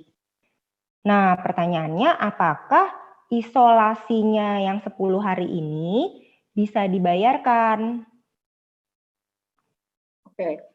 Jadi kalau pasien-pasien yang positif COVID ya, yang dirawat di rumah sakit, itu kan memang yang berat mengarah ke kritis, gitu kan? Tadi ini kan dirawatnya di rumah sakit. Rumah sakit, Dok, awalnya nih. Ya, jadi dan memang semuanya pasti dianjurkan untuk isolasi, ya kan? Untuk isolasi lanjutan. Nah, dibayarkan atau enggak? Dibayarkan sebagai apa? Manfaat pos rawat inap, gitu. Oke. Kan memang dia dirawat inap. Karena dia rawat inap ya. Iya. Jadi apa yang dibayarkan ya, again, misalnya selama isolasi nanti dia ada obat-obatan yang dikasih, terus misalnya konsul lagi, yaitu masuk ke biaya pos rawat inap. Oh, oke. Jadi cukup jelas ya Bapak Ibu, ini karena rawat inap berarti sesuai dengan manfaat polis. Kalau ada perawatan setelahnya dibayarkan sebagai pos rawat inap. Nah, ini ada pertanyaan yang sebaliknya nih, Dok. Nih. Jadi awalnya tanggal 20 Januari didiagnosa nih positif COVID-19 nasabah kita. Kemudian awalnya ini dokter merekomendasikannya isolasi mandiri dari 20 Januari sampai tanggal 2 Februari. Tapi ternyata sebelum masa isolasinya berakhir nih di tanggal 31 Januari nasabah kondisinya memburuk, Dok. Kondisinya memburuk sehingga dokter menyarankan untuk ini harus dirawat. Harus dirawat karena CT value-nya sudah sangat rendah gitu ya. Nah, pertanyaannya kalau yang ini, apakah isolasi yang dia sudah lakukan jadi dia mulai masuk rumah sakit rawat inap tanggal 31 Januari nih, Dok, baru pulang nanti tanggal 15 Februari. Pertanyaannya, apakah isolasinya yang dilakukan dari 20 Januari sampai dengan 31 Januari sebelum dirawat inap bisa dibayar, Dok. Bisa. Ini mungkin bisa ya, Dok ya, sebagai rawat inap ya, Dok ya. Ya, pokoknya 20 sampai artinya dalam 14 hari gitu ya. Iya, betul. Ya, ada maksimumnya ya, Dok ya, 14 hari itu. Oke, teman-teman, Bapak Ibu, mudah-mudahan cukup jelas ya. Jadi kalau yang ada rawat inapnya, yang awalnya dianjurkan isolasi dulu, atau sesudahnya direkomendasikan isolasi lagi, ya kita akan bayarkan sebagai pre dan postnya, tergantung manfaat polisnya, gitu. Kemudian, nah ini nih Dok, sekarang ini kan banyak rumah sakit yang mengeluarkan paket-paket isolasi, paket-paket isolasi yang misalnya ada paket isolasi 10 hari, paket isolasi 14 hari. Nah, kalau paket seperti itu, apakah kita bisa bayar, Dok? Apakah Prudential bisa bayarkan, Dok? Ya, kalau kita baca flyer-flyer yang dikeluarkan oleh rumah sakit, di dalam paket-paket yang diberikan itu termasuk biaya-biaya yang non medis, ya, ada biaya laundry segala macam, ya, which is itu tidak sesuai dengan ketentuan polis, gitu. Nah, sepanjang rumah sakit bisa memisahkan mana biaya yang non medis tadi, ya, dengan yang medis itu bisa. Pada prinsipnya begitu aja. Karena kita tidak membayarkan biaya laundry, biaya telepon, gitu ya. Nah, bila rumah sakit tidak bisa memisahkan itu, karena memang itu udah satu paket, yaitu kita tidak bisa cover, gitu. Oh, jadi intinya ada rincian gitu ya, Dok ya, rincian biaya gitu ya? Biaya, again, ini sangat mungkin berkaitan dengan klausula ketentuan polis tadi bahwa rawat inap itu tidak boleh dengan tujuan menguntungkan dokter atau rumah sakit. Gitu. Ya, jadi memang benar-benar harus yang dengan tujuan penyembuhan gitu. Iya. Oke. Nah, ada pertanyaan gini nih, Dok. Tadi kan Dokter Tia juga udah bahas mengenai Wisma Atlet ya, Dok ya, di mana Wisma Atlet itu memang satu rumah sakit darurat yang didirikan pemerintah. Di Wisma Atlet itu ada tempat untuk yang melakukan isolasi mandiri, sama ada yang memang rawat inap gitu tadi dengan gejala-gejalanya itu ya, Dok. Kalau yang udah mulai sedang, maka dokter akan menyarankannya rawat inap gitu. Nah, ini ada beberapa pertanyaan begini, Dok. Karena yang ditemui adalah kebanyakan semuanya itu pada kwitansi dituliskannya isolasi semua nih, Dok. Dituliskannya isolasi, padahal kan tadi kalau nggak salah ya, Dok ya, di Wisma Atlet itu ada pemisahan tower gitu ya.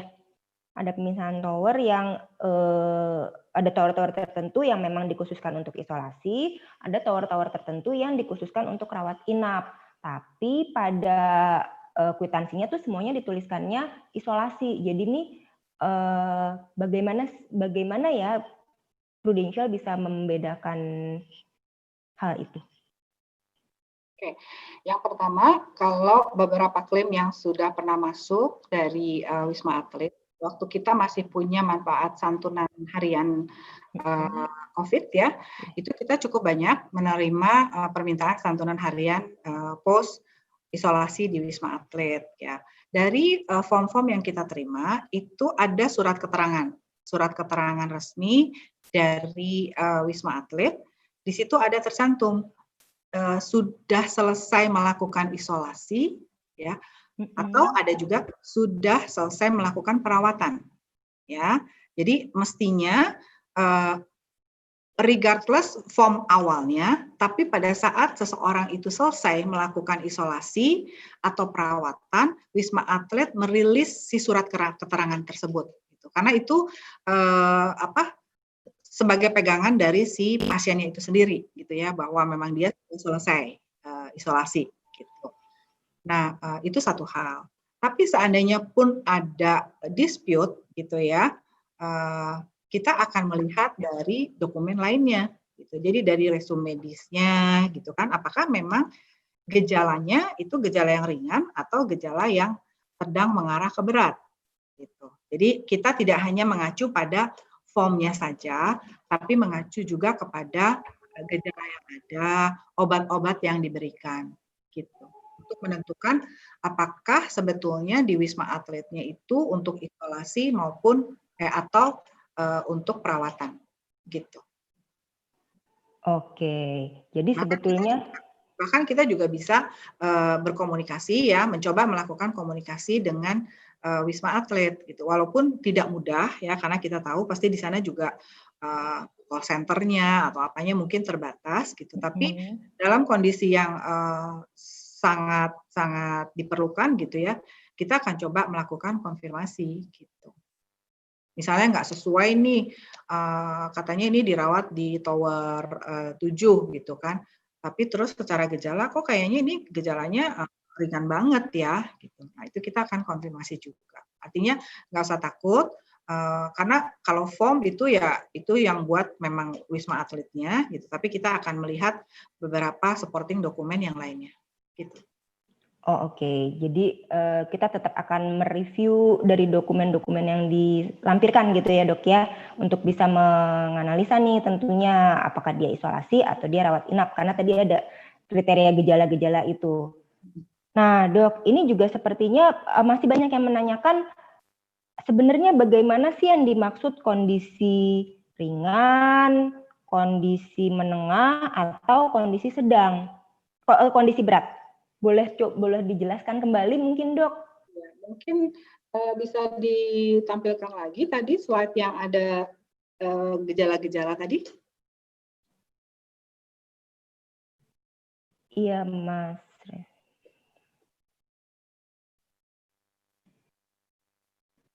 Iya. Yang warna hijau-hijau ya. Satu lagi di atas. Ya, oke. Ini tadi mungkin yang nanya tadi lagi WA-an gitu ya, atau lagi ke belakang sebentar belum melihat.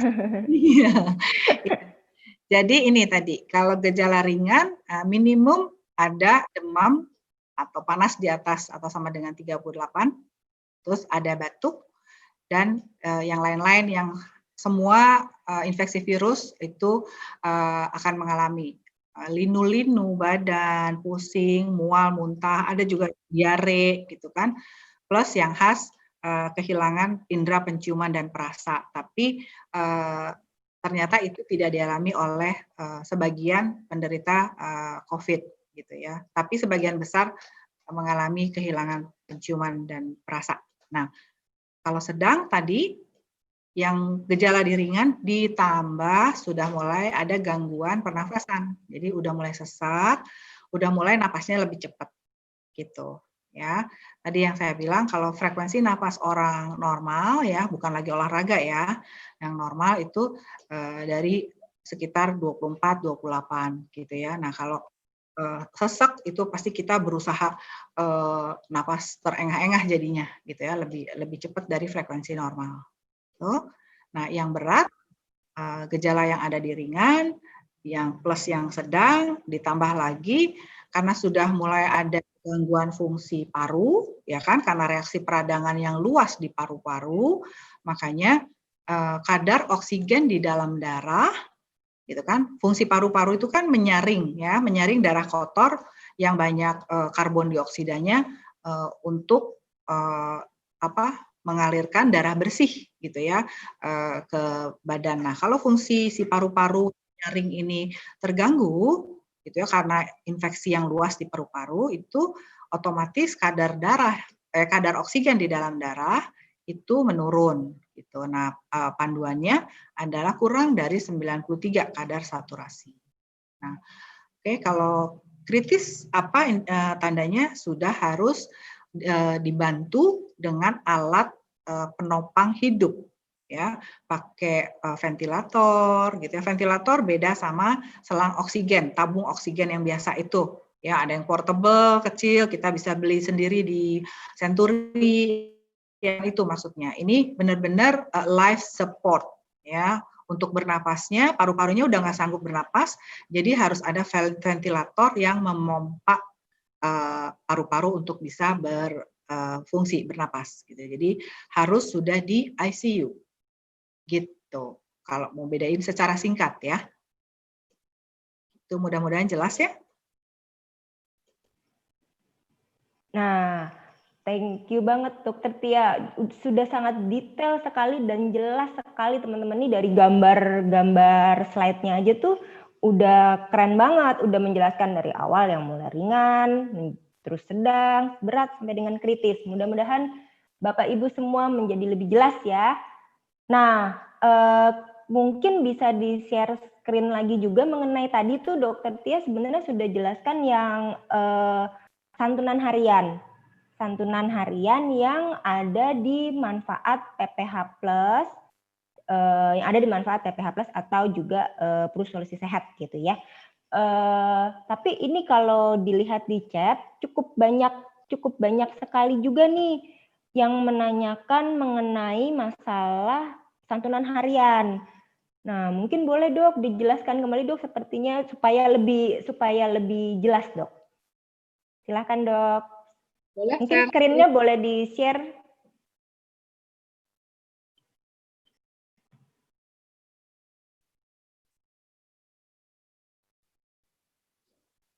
Ya.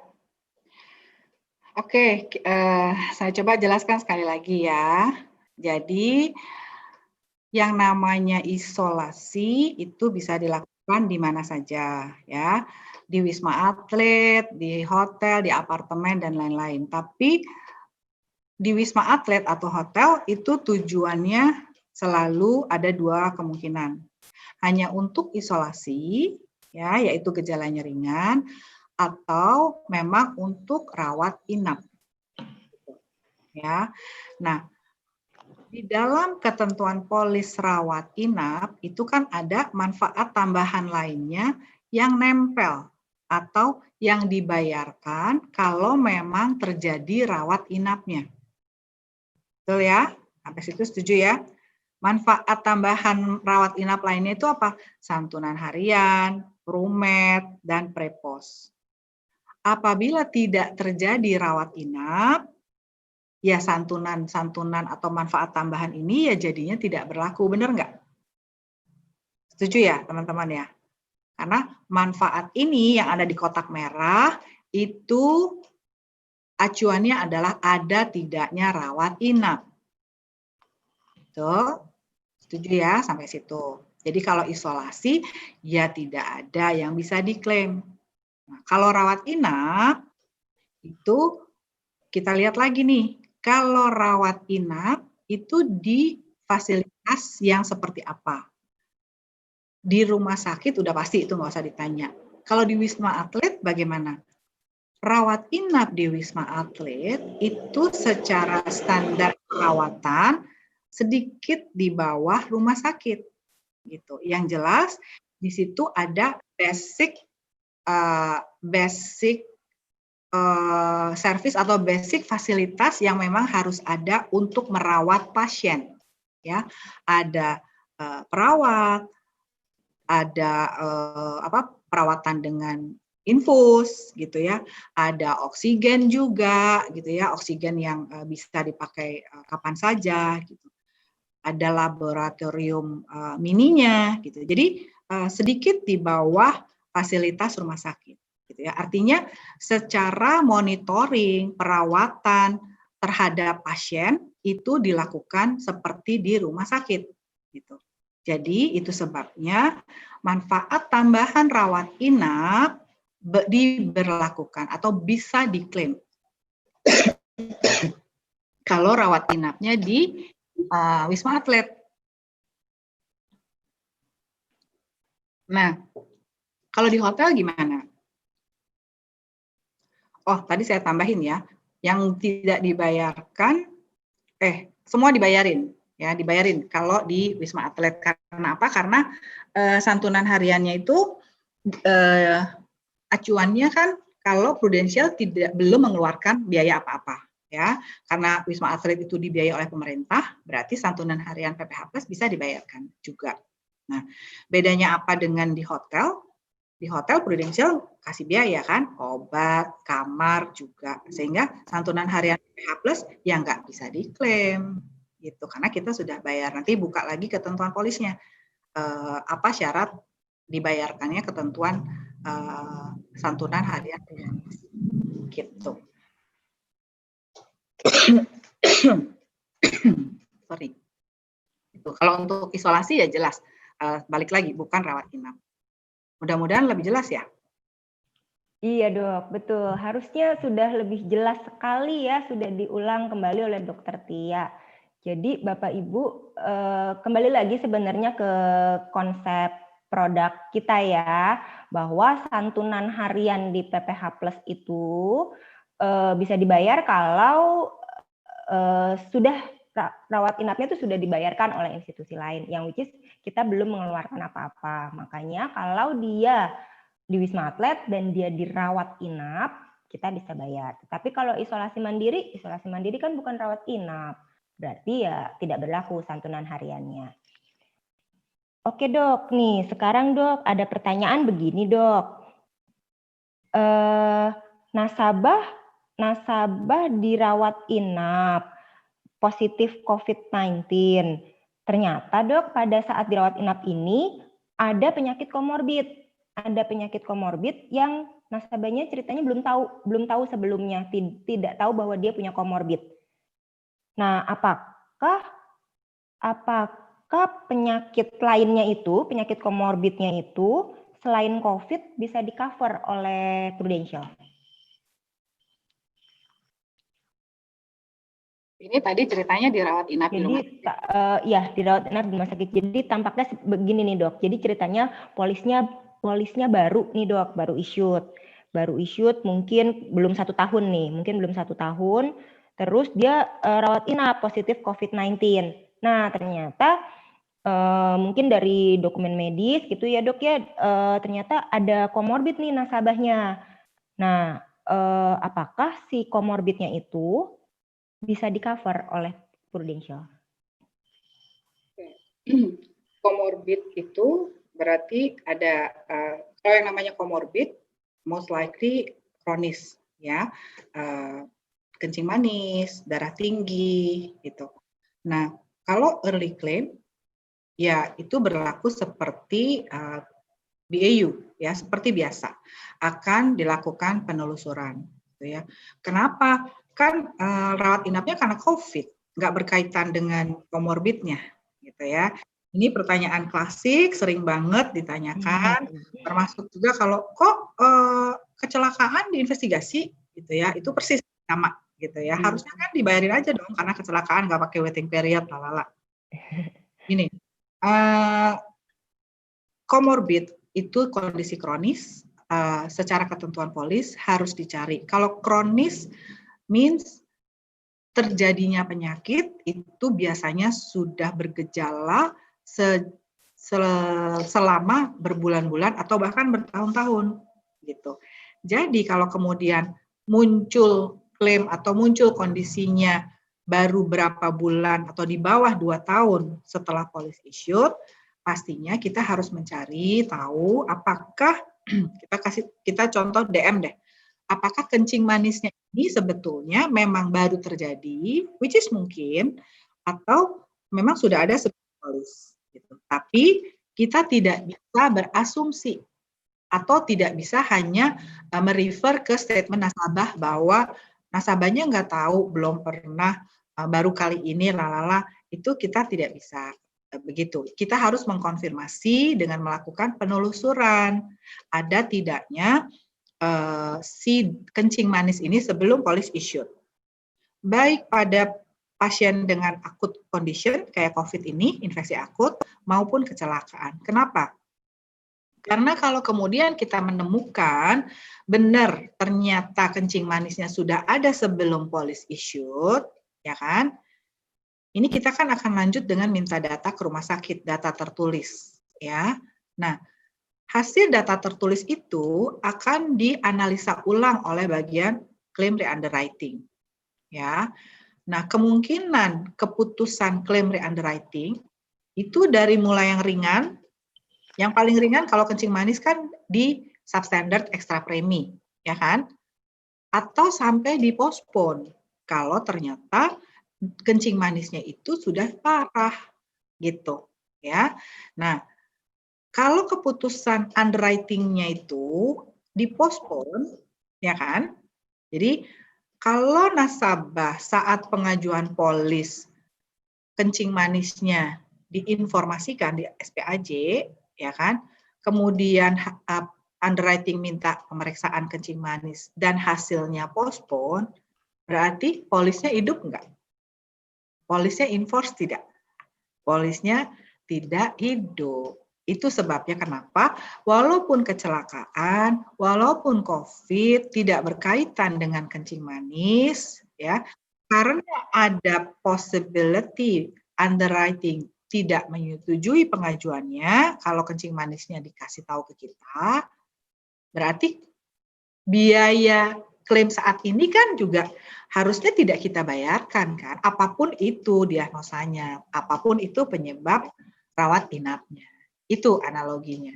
Dan teman-teman mungkin bisa nanti lihat lagi ketentuan di polis bahwa apabila ada kondisi atau data yang tidak dinyatakan kepada kita, yang kemudian kondisi tersebut merubah keputusan polis, gitu ya, itu kita memang boleh membatalkan polisnya kalau keputusannya berdampak kepada manfaat dasar. Nah, kita tahu kalau kencing manis udah pasti manfaat dasarnya PEE atau PGB-nya akan kena ekstra premi, gitu. Ya. Baik, Dokter Tia. Polisnya. Oke. Iya, thank you Dokter Tia. Jelas banget. Jadi kembali lagi ke ketentuan klaim seperti biasa ya Dok ya. Tadi kalau kita lihat dulu komorbidnya seperti apa. Kalau memang baru ditemukan, ya berarti kita akan review dahulu. Nah, Dok, ada yang nanya gini Dok. Jadi nasabahnya nih, ini tanpa gejala ya Dok. Tiba-tiba dia tes aja PCR, tes PCR, ternyata PCR-nya positif. Karena PCR-nya positif, maka dia inisiatif Dok, lakuin isolasi sendiri. Jadi dia nggak ke dokter, begitu dia tahu, oh saya positif, ya udah saya isolasi aja sendiri. Kalau yang seperti itu, nanti dia bisa ajukan klaim isolasi mandiri kita nggak ya Dok? Nggak bisa. Tadi kan syaratnya harus ada surat positif, terus kan harus ada pengobatan. Iya. Ya begitu ya teman-teman. Jadi kalau syaratnya kan ya memang harus ada rekomendasi dokter juga untuk isolasi dan ada pengobatan. Jadi tidak bisa diajukan apabila inisiatif sendiri. Nah, Dok, kalau misalnya nih pada saat dia isolasi di misalnya nih di Wisma Atlet gitu atau rawat inap, terus dia ada obat yang harus dibeli di luar, mungkin karena stoknya habis gitu ya. Ini obatnya itu bisa di cover nggak Dok? Obatnya berdasarkan rekomendasi dokter Dok, dokter yang merawat dia itu. Iya. Bisa ya Dok, seperti biasa ya sebetulnya. Kita akan fact finding yang jelas ya, kayak wajar nggak ya Wisma Atlet kehabisan obat yang tadi gitu. Kalau memang itu bisa dijustify dengan beberapa keterangan yang ada atau keterangan tambahan yang kita dapatkan ya kita cover. Oke, baik. Nah, ini juga nih banyak banget nih Dok yang bertanya seperti ini. Kenapa sih tadi sebenarnya sempat dijelaskan di awal bahwa pada saat dinyatakan sembuh itu hasil tes PCR tuh masih memungkinkan untuk positif nih dok. Nah, kan mungkin kita orang-orang itu pada takut ya dok ya, waduh saya masih positif nih, pokoknya saya harus negatif baru saya pede gitulah ya, saya tuh sembuh gitu. Nah, tapi kan tadi dibilang kenapa sih sebetulnya kita tidak diperlukan untuk PCR berulang-ulang sampai dia negatif? Mungkin bisa dijelaskan dok, ini masih banyak yang bertanya kenapa nggak diperlukan PCR berulang-ulang sampai dengan hasilnya negatif. Ya, paham banget atas kekurang tahuannya, karena memang sosialisasi atas hasil PCR positif setelah sembuh dari rawat inap itu juga tidak disosialisasikan dengan jelas dan luas kepada masyarakat ya, sayangnya begitu. Tapi yang jelas gini, jadi kalau penjelasan yang mungkin lebih mudah dipahami ya, virus itu ada itu kan sel virus gitu ya, itu ada bagian luar, bagian kulit, terus ada bagian badannya dan ada bagian inti virusnya gitu ya. Nah, tes PCR itu mendeteksi si badan virus ini gitu ya. Nah, pada banyak kasus ternyata walaupun sudah sembuh, si PCR masih mendeteksi komponen dari si virus ini, gitu ya.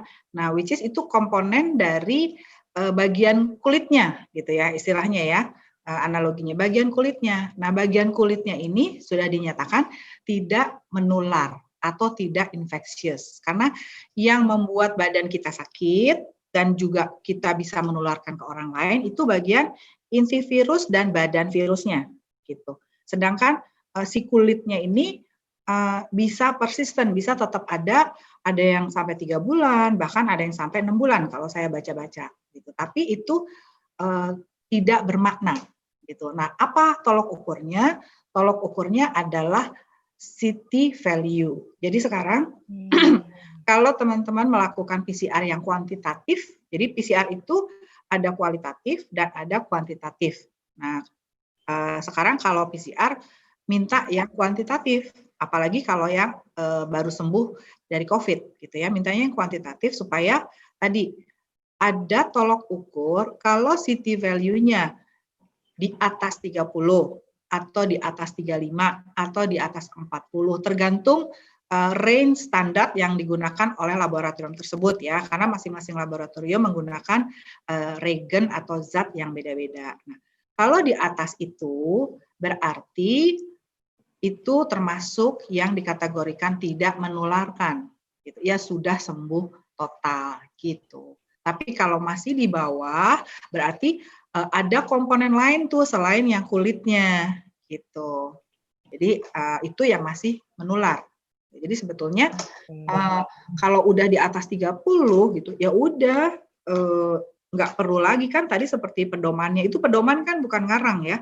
Pedoman yang disusun oleh para ahli spesialis itu pasti berdasarkan experience selama COVID ini berlangsung di Indonesia, tapi juga melihat hasil studi atas COVID di luar negeri gitu. Oke, ya tadi penjelasannya jelas banget, mungkin mudah-mudahan semuanya cukup jelas ya. Jadi ya wajar mungkin ada ketakutan itu ya dok ya, tapi karena kita kurang sosialisasi juga mungkin. Tapi tadi ada indikator lain ya dok ya, sebetulnya tidak hanya tes PCR doang, tapi ada city value, ada hal-hal lain yang mungkin dokter sampai akhirnya menyatakan sudah sembuh. Nah dok, klaim isoman ini bisa diajukannya gimana ya dok ya caranya? Apakah bisa lewat fax atau tadi tuh mungkin lewat email gitu dok? Ya, ini kan satu inisiatif atau kebijakan yang bersifat sementara ya, dan juga digodok sampai dirilis dalam waktu mungkin hanya 2 minggu nih. Ya, nego sampai kemudian launch gitu hanya 2 minggu gitu. Jadi memang kita tidak membuat form khusus untuk pengajuan klaim reimbursement COVID gitu. Karena kalau nunggu form lagi nanti waduh nggak muncul-muncul nih manfaat tambahannya gitu ya. Jadi tetap menggunakan claim form yang ada, claim reimbursement yang ada gitu ya. Bisa Kalau di-submit lewat. mau sedikit ditulisin misalnya isoman gitu, itu juga boleh. Oke. Bisa di-submit lewat PALS nggak, Dok? Bisa. Jadi Bisa intinya ya, Dok ya. proses claim submission itu seperti biasa. Oke, seperti biasa, seperti klaim PPH plus reimbursement gitu ya, Dok ya. Oke. Nah, Dok, ini juga ada pertanyaan gini nih, Dok. Ini kan dibutuhkan surat rujukan dokter kalau dia harus isolasi. Nah, berarti kan tadi kita nggak ada form khusus ya, Dok ya, surat rujukan dokternya kan. Berarti hanya dengan surat keterangan dokter yang seperti biasa gitu ya, Dok ya. Nah, yang merujuk ini nih, Dok, ceritanya harus siapa nih, Dok? Apakah harus ada dokter pribadi atau rumah sakit, atau mungkin kalau dia by telemedicine berarti halo dok gitu, mungkin dia kalau by aplikasi atau aplikasi telemedicine yang lainnya. Ini bagaimana, Dok? Mungkin sebenarnya adalah ke dokter yang dia kunjungi dengan membawa hasil tes PCR dan akhirnya dokter itu merekomendasikan dia isolasi, begitu ya, Dok ya? Ya, kalau merujuk ke ketentuan polis, itu kan dokter yang praktek di rumah sakit dan klinik, gitu ya. Oke. Jadi kenapa begitu? Karena kita perlu mengetahui dokternya siapa, prakteknya di mana, nomor teleponnya berapa. Buat apa? Kalau sewaktu-waktu kita memerlukan konfirmasi, gitu. Ya, jadi ketentuannya begitu. Idealnya itu dokter dari yang praktek di rumah sakit atau klinik kimia farma, misalnya gitu. Oke. Dari Halodoc ya. Iya. Oke, nah lanjutannya gini nih, Dok. Kalau misalnya dia membutuhkan isolasi tambahan, dokternya merujuk kamu harus isolasi tambahan. Nah, dokter yang merekomendasikan untuk isolasi tambahan ini harus dokter yang sama dengan dokter pertama yang merekomendasikan dia isolasi, atau boleh beda nih, Dok? Kita lihat kondisinya. Idealnya sama, karena yang melihat perkembangan pasien itu kan sebetulnya dokter yang sama, tapi tidak menutup kemungkinan misalnya nih, aku nggak suka sama dokter itu, nggak bisa diajak ngomong, gitu kan, pelit banget, panjang lebar, gitu. Itu client preference, tapi sepanjang alasan yang dikemukakan itu valid, ya, reasonable, mengapa harus memperpanjang isolasi, disertai dengan hasil penunjangnya, misalnya menunjukkan hasil PCR yang terakhir, yang baru selama masa isolasi pertama tadi, dengan city value yang menurun nih ceritanya. Jadi kayak ada perburukan gitu kan. Walaupun biasanya ini terjadi kalau yang tadi dari sedang ke berat gitu. Sepanjang ini saya belum mendengar atau mungkin hanya sedikit yang terjadi begitu untuk yang OTG atau ringan gitu. Ya, jadi boleh dokter yang beda sepanjang alasannya valid dan ditunjang oleh hasil pemeriksaan yang sesuai, gitu. Bahwa memang ada perburukan. Oke, pertanyaan terakhir, Dok. Pertanyaan terakhir, tadi kan diinformasikan bahwa bahwa isolasi mandiri ini dapat dilakukan juga di luar negeri, Dok. Yang di luar negeri juga kebijakan isolasi mandiri berlaku. Nah, apakah kebijakan isolasi mandiri ini juga berlaku untuk nasabah-nasabah yang tinggal udah lebih dari 6 bulan, Dok? Kita kan punya kebijakan juga ya, Dok, yang klaim untuk nasabah yang lebih dari 6 bulan. Nah, apakah kebijakan itu juga berlaku untuk isolasi mandirinya ini kalau nasabahnya sudah lebih dari 6 bulan di luar negeri? Ya, faktanya si travel restriction itu sudah berkurang kan, karena kita juga sudah menerima PMN sudah cukup beberapa klaim yang atau nasabah kita yang pergi ke luar negeri gitu. ya kan? Dan kita juga melihat itu bandara sudah mulai berkurang restriction-nya. Jadi satu, dasarnya kenapa masih tinggal di luar negeri, ya kan? Karena udah bisa pulang sebetulnya. Yang pertama yang akan kita validasi adalah alasan kenapa masih tinggal di luar negeri. Orang udah ada kok yang mondar-mandir gitu ya. Iya.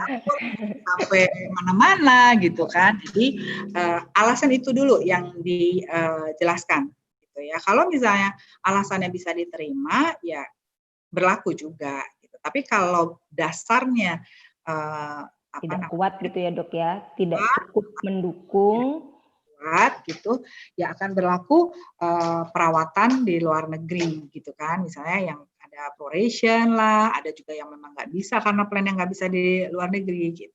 Iya, baik, terima kasih sekali Dokter Tia atas penjelasannya yang super luar biasa jelas. Bapak Ibu, sesi perbincangan dengan Dr. Setia Pertiwi hari ini kami akhiri sampai di sini. Seperti yang tadi diinformasikan di awal ya Bapak Ibu, kami juga sudah siapkan FAQ, Bapak Ibu bisa lihat di Proofforce. Terima kasih atas perhatian Bapak Ibu. Dalam kesempatan kali ini, saya dengan Elis dari Departemen Customer and Salesforce Services, begitu pula dengan Dr. Setia Pertiwi selaku Head of Claim Department, undur diri. Mohon maaf apabila ada kesalahan. Tetap semangat, stay safe and stay healthy selalu Bapak Ibu. Thank you. Terima kasih Dr. Tia. Terima kasih Mbak Elis. Terima kasih Dr. Tia dari Head of Claim Department dan Mbak Elis dari Customer and Salesforce Services ya atas sharingnya hari ini ya, jadi menambah sekali wawasannya teman-teman, dan itu adalah frequent asked questions ya yang di mana materinya dan FAQ hari ini teman-teman bisa lihat di Proofforce ya kurang lebih 1 minggu ke depan di menu informasi, download files, kemudian kategori webinar Prudential Indonesia. Mungkin saya ulang lagi ya, di Proofforce teman-teman di menu informasi, download files, kemudian kategori webinar Prudential Indonesia kurang lebih 1 minggu dari hari ini. Oke, nah teman-teman berikutnya ada informasi yang tidak kalah penting lagi nih dengan yang tadi sudah disampaikan oleh Dr. Tia dan Mbak Elis ya. Nah kali ini dari segi bisnisnya gimana nih ya teman-teman ya. Nah jadi langsung saja saya panggilkan Bapak Territory Head kita, Bapak Didi Suhardi. Silahkan Pak Didi. Oke. Terima kasih Dr. Tia, luar biasa Dr. Setia Pertiwi, Head of Claim kita, jelas sekali dan sangat-sangat memberikan gambaran yang lengkap buat seluruh tenaga pemasar dan tentu saja buat nasabah kita. Juga buat Mbak Elis, terima kasih buat tanya jawabnya tadi luar biasa, dan nanti semua Q&A-nya akan ada ya di itu ya. Dibagikan juga. Betul. Baik, terima kasih. Baik Bapak Ibu, tadi sudah disampaikan itu adalah tambahan ya. Bapak Ibu tolong perhatikan ini tambahan kebijakan atau tambahan fasilitas dari Prudential untuk nasabah kita. Tentunya kita harus benar-benar ya mempergunakan ini, manfaat ini sebagai manfaat tambahan ini sebagai hal yang bertanggung jawab tentu saja. Bertanggung jawab artinya benar-benar melakukan hal yang benar untuk klaim kita dan benar-benar jangan sampai semua dihabisin gitu ya untuk nasabah kita dan segala macam. Bapak Ibu kami percaya Anda semua punya utmost good faith, Anda semua punya pemikiran yang baik tentu saja, dan tentu pengennya kita semakin atau lebih banyak lagi yang nasabah kita yang di-cover, betul ya. Bapak Ibu, yang saya sampaikan adalah mari kita siapkan untuk pelayanan kepada nasabah lebih baik lagi, dan apa yang disampaikan tadi adalah tambahan fasilitas, tambahan manfaat buat nasabah kita. Dan tentu saja ini yang jadi topik tadi Dr. Tia sempat menyinggung sedikit bahwa ini lagi trending topik ya, karena berbagai macam perusahaan berlomba-lomba gitu keluarin gitu ya. Dan kita mau Prudential tetap saja yang terbaik buat melayani nasabah, tentu saja melalui pelayanan tenaga pemasar kita semua di Prudential. Sekali lagi terima kasih Dr. Tia, terima kasih Mbak Elis. Saya nggak akan bawa bahan apa-apa, Bapak Ibu, kita akan menutup saja sesi hari ini. Yang pasti tanggal 23 hari ini, berarti kalau dalam hitungan hari kira-kira 8 hari lagi kita akan menutup Januari. Apa yang sudah kita lakukan di Januari, tentu saja ini menjadi dasar landasan kuat untuk kita sukses di 2021. Ibu jangan lupa banyak sekali inisiatif kontes prudensial, inisiatif insentif trip yang dipersiapkan untuk Anda tenaga pemasar supaya lebih sukses lagi. Jangan lupakan ada early bird MDRT Januari sampai Maret saja. Anda harus mencapai 484 juta FYCP dan juga 250 juta FDI. Dan juga ada bonansa 6 bulan. Bapak Ibu itu hal-hal yang sudah dipersiapkan tergantung sekarang. Siapa atau bagaimana Anda mau bergerak. Siapa yang mau bergerak duluan? Saya bilang ya, tapi juga penting kapan Anda mau bergerak. Jangan tunggu nanti-nanti, karena waktunya sudah jalan terus. Kalau Argo ini udah jalan ya, tanggal 23. Bapak Ibu, itu saja disampaikan. Hari ini sekali lagi, ini adalah tambahan buat kita semua, untuk kita melayani masyarakat, untuk melayani nasabah kita dengan lebih baik lagi, dan tentunya kita memakainya dengan bertanggung jawab, dengan baik, dan tentu saja semua akan diakses ya, dinilai, akan dilihat lagi klaimnya segala macam, yang tadi sesuai ketentuan tentunya. Bapak Ibu, jadikan ini penguat kita sebagai booster kita di bulan Januari, untuk kita sungguh-sungguh mencapai yang terbaik, dan juga boleh melayani nasabah kita dengan lebih baik lagi. COVID is real, Pak Rusli tadi pesan, COVID is real, dan nasabah kita butuh protection. Karena itu kita ada untuk nasabah kita, Prudential ada untuk melayani nasabah Anda, dan juga Anda dipersiapkan untuk membantu nasabah lebih banyak lagi dan lebih lengkap lagi pelayanannya. Saya nggak panjang-panjang, terima kasih buat kehadiran hari ini, tadi sempat 4.200, keren banget. Terus bawa ini dan nanti Anda bisa belajar, juga bisa lebih lagi Anda membawa pelayanan yang lebih maksimal pada masyarakat, pada nasabah kita. Terima kasih, selamat pagi, kembali ke Putri. Terima kasih Pak Didi, terima kasih atas wejangannya yang luar biasa, menyemangati nih ya. Nah teman-teman, jadi sudah pada puncak acaranya, udah selesai semua ya. Nah ini ada barcode ya, tolong teman-teman di-scan barcode-nya, dan juga ada link yang sudah kita share di chat. Ya, nah teman-teman bisa scan barcode ataupun klik link yang sudah kita tampilkan di chat untuk memberikan feedback yang bisa mengupgrade apa yang akan kita sampaikan untuk sesi-sesi webinar selanjutnya ya, supaya kita juga bisa terus memperbaiki dan terus memberikan sesuatu yang memang dibutuhkan oleh teman-teman para tenaga pemasar Prudential Indonesia. Nah, andai kata ini sudah akhir kata, saya Putri Marlinda, saya beserta teman-teman yang lain yang ada di sini. Terima kasih Pak Rusli Chan, terima kasih Bu Waiwan, terima kasih para RADD dan teman-teman ADS dan para territory head yang sudah bergabung di acara hari ini, dan Dr. Tia sudah pasti, dan teman-teman yang dari Departemen Operation yang turut membantu memperlancar acara hari ini ya. Sampai ketemu lagi teman-teman di acara berikutnya. Sehat selalu, mohon maaf jika ada salah kata. Semoga teman-teman selalu dalam perlindungan yang di atas dan juga kesuksesan di tahun 2021. Terima kasih, selamat pagi. Thank you Putri, thank you. Terima kasih. Terima kasih.